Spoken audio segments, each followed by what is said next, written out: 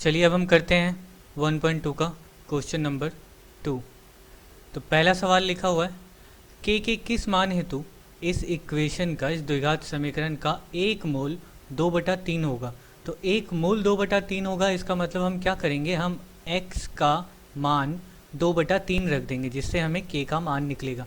तो पहला सवाल देखिए लिखा हुआ है क्या कि 7x² प्लस के एक्स माइनस 3 इक्वल टू 0।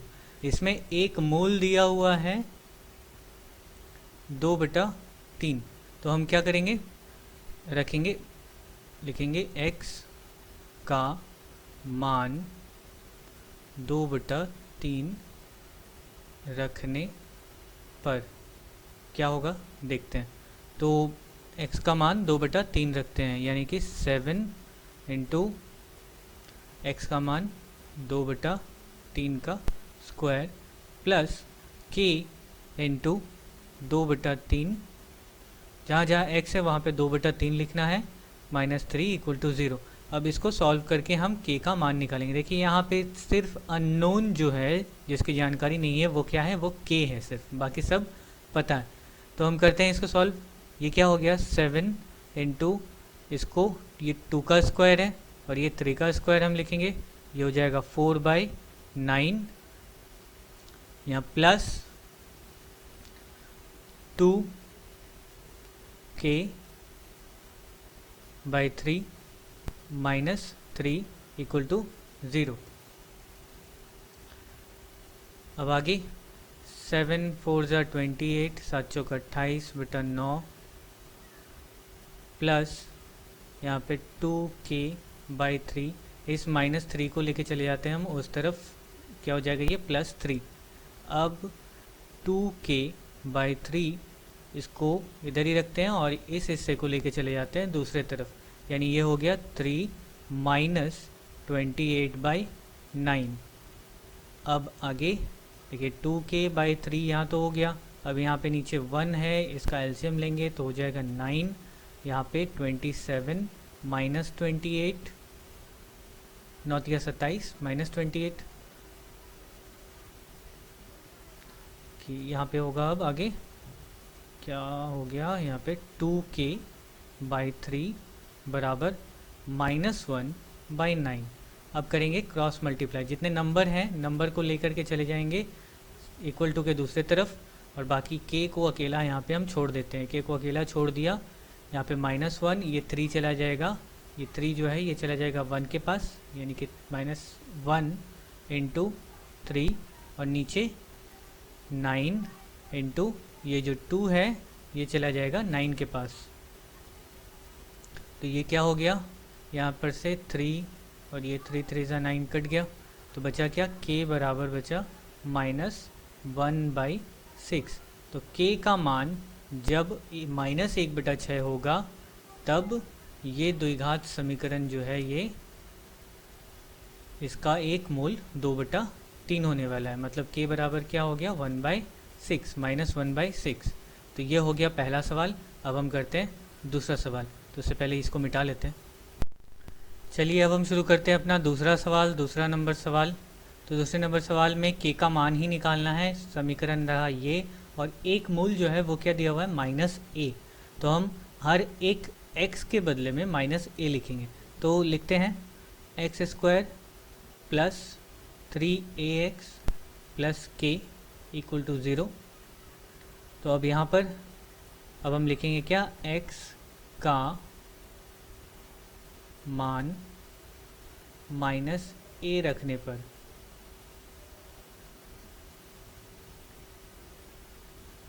क्या हो जाता है।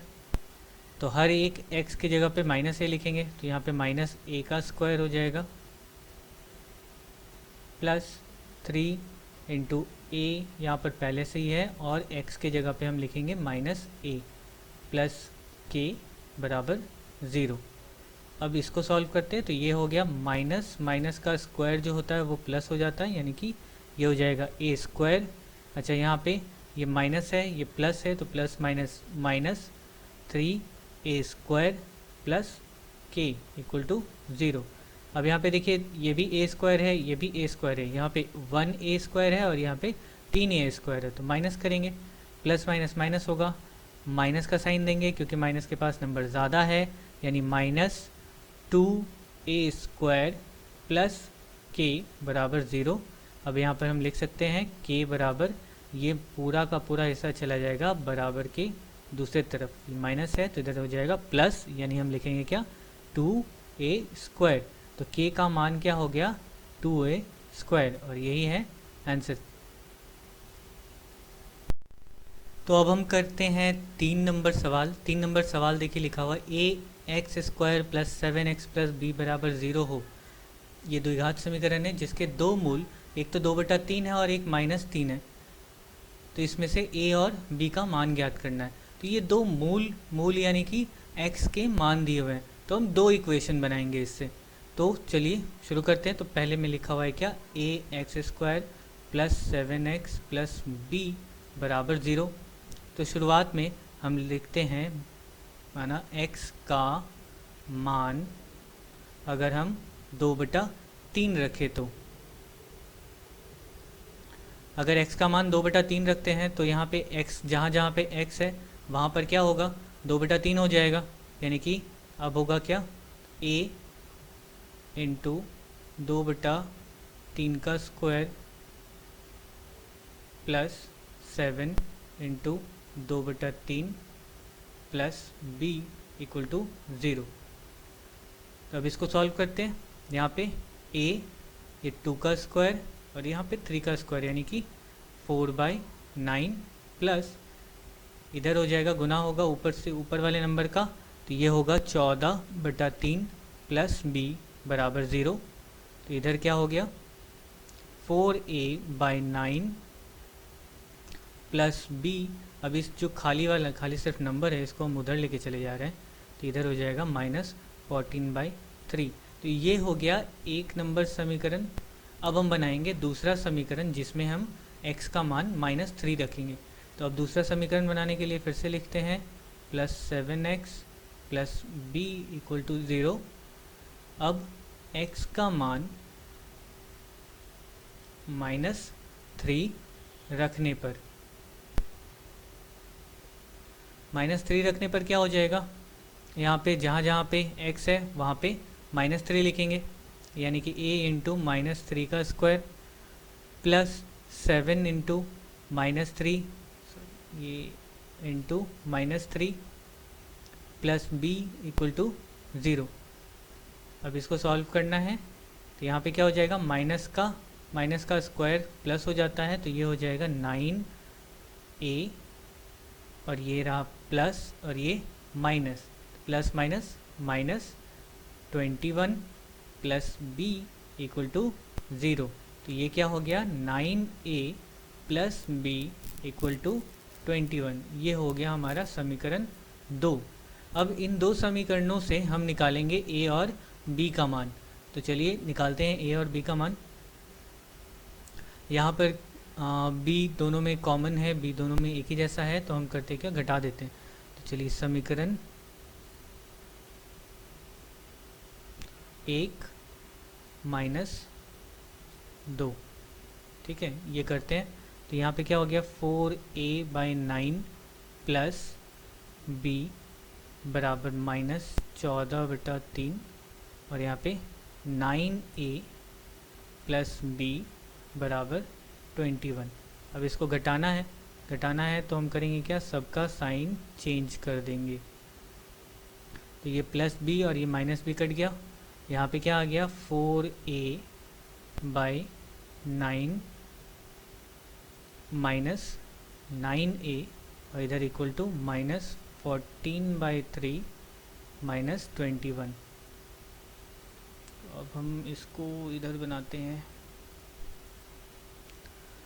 यहाँ पे क्या हो गया 4a/9 माइनस 9a बराबर -14/3 माइनस 21।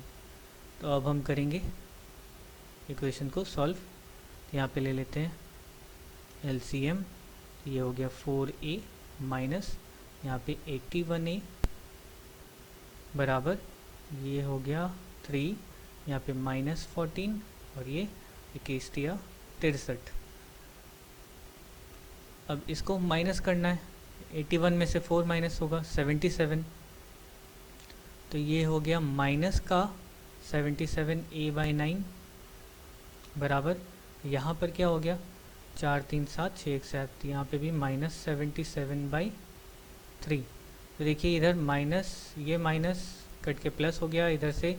अब हम कर देते हैं क्रॉस मल्टीप्लाई, तो यहाँ पे क्या होगा a बराबर हो जाएगा, ये 9 इसके साथ मल्टीप्लाई होगा, 77 इसके साथ मल्टीप्लाई होगा, यानी कि यहाँ पे हो गया 77 इंटू 9/3 इंटू 77।